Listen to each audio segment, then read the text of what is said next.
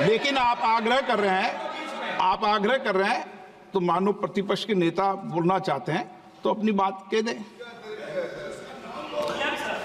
Sir, उन्होंने मुझसे पूछा, कुछ नियम अध्यक्ष के भी होते हैं। मेंबर ने पूछा कि इंदिरा गांधी जी की सावरकर पे क्या व्यू थी। मैंने ये सवाल एक बार इंदिरा गांधी जी से पूछा था। हाँ, जब मैं छोटा था मैंने पूछा था और उन्होंने बोला, इंदिरा गांधी जी ने बोला कि Savarkar ji compromised with the British, wrote a letter to the British and asked for forgiveness from the British. और उन्होंने बोला, इंदिरा गांधी जी ने बोला that गांधी जी जेल गए, नेहरू जी जेल गए और सावरकर जी ने माफी मांगी थी। ये इंदिरा गांधी जी की पोजीशन है।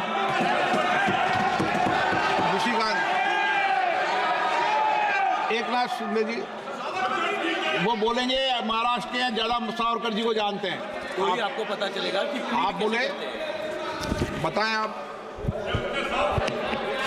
मैंने सिर्फ इंदिरा जी ने जो लेटर सेक्रेटरी को, पंडित बाखले सेक्रेटरी जो सावरकर राष्ट्रीय स्मारक के सेक्रेटरी है, उनको जो लेटर लिखा था, वो लेटर को कोट करने का काम जो है मैंने किया है। वहां पर कुछ भी सवाल उनको मैंने पूछा नहीं, ये बताने का काम उनको मैंने किया था। और जो आप अच्छी डिबेट करो संविधान पर, क्या है? देखो, हम लोग संविधान पे ही बात कर रहे हैं सर। उठ के मत जाओ, सुन नहीं रहे। आप ऐसे नहीं, आप मुझे बोलिए सर कंटिन्यू करूं? आप कंटिन्यूस करो। आज मैं इस सदन में एक महत्वपूर्ण घटना है। यहाँ पर संविधान के बारे में कंटिन्यूसली हाथ में बुक लेकर लोकसभा के वक्त फेक नैरेटिव फैलाने का काम इन्होंने किया। बीच में तो संविधान की किताब सिर्फ कवर था, अंदर पेजेस जो है ब्लैंक थे, क्योंकि संविधान का इस्तेमाल सिर्फ लोगों का वोट बटोरने के लिए इन्होंने किया। मैं आज इस सदन में एक अत्यंत महत्वपूर्ण घटना का उल्लेख करना चाहूंगा सर। 5 मिनट चाहूंगा, सिर्फ 5 मिनट चाहूंगा कि जो संविधान पर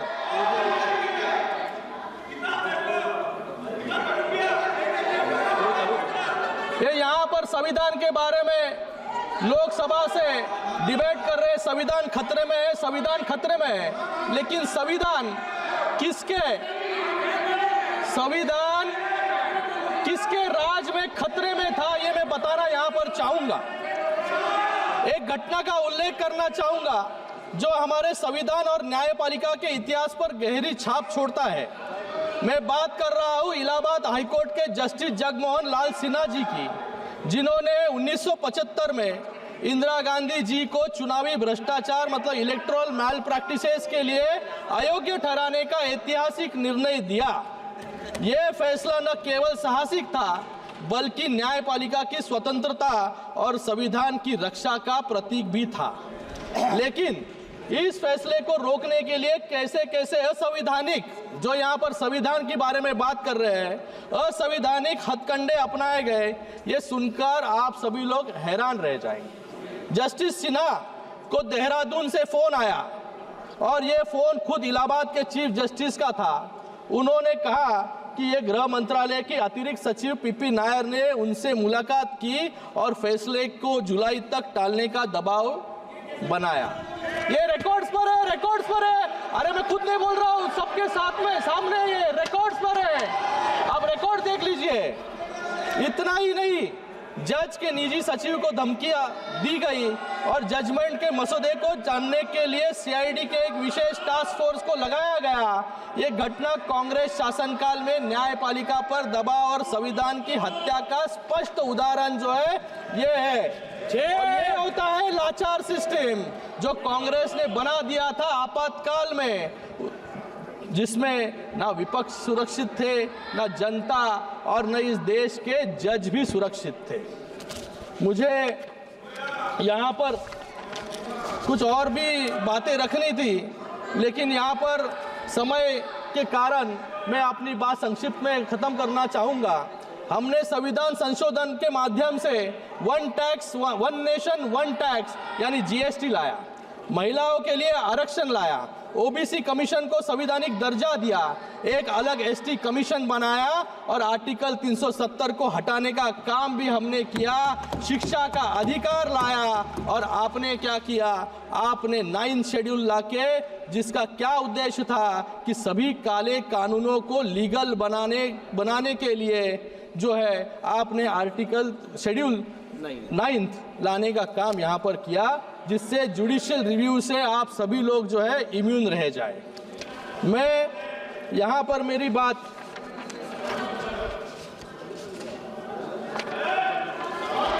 यहाँ पर इन्होंने धारावी की बात की। सर, मैं मुंबई से आता हूँ, धारावी के लिए बात करूंगा।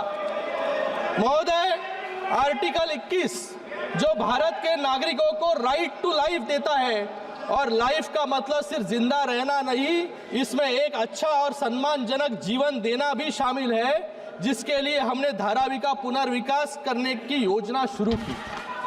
पिछले 50 सालों में जो लोग झुग्गी झोपड़ियों में रहते थे, उन्हें धारावी में अपने अधिकार के नए और पक्के मकान मिलने वाले हैं। मैं सदन को बताना चाहूंगा कि धारावी में दलित, वाल्मीकि, कुंची, कोरवी, नाडार जैसे पिछड़े समाजों की बस्ती है, लेकिन पिछड़े समाजों के लोगों को इनको अधिकार से रोकने का काम ये कांग्रेस के लोग और उनके साथियों जो है मुंबई में कर रहे हैं। मैं आज यहाँ पर बात खत्म करूंगा। 42वें संविधान संशोधन के माध्यम से इंदिरा गांधी सरकार ने लोकतंत्र और विधि के शासन को कमजोर किया। इस 7 से 10 अगस्त 1975 मतलब सिर्फ 3 दिनों में लोकसभा, राज्यसभा और 17 राज्य विधानसभाओं से रिकॉर्ड स्पीड से पारित करवाया गया।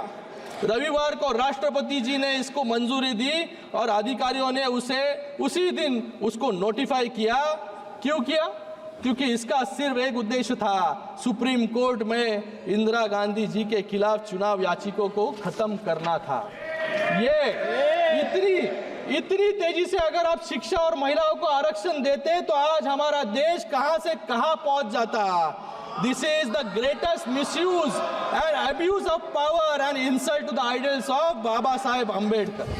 मैं यहाँ पर मेरी बात अंत में कुछ 4 पंक्तियों बोलकर खत्म करना चाहूंगा।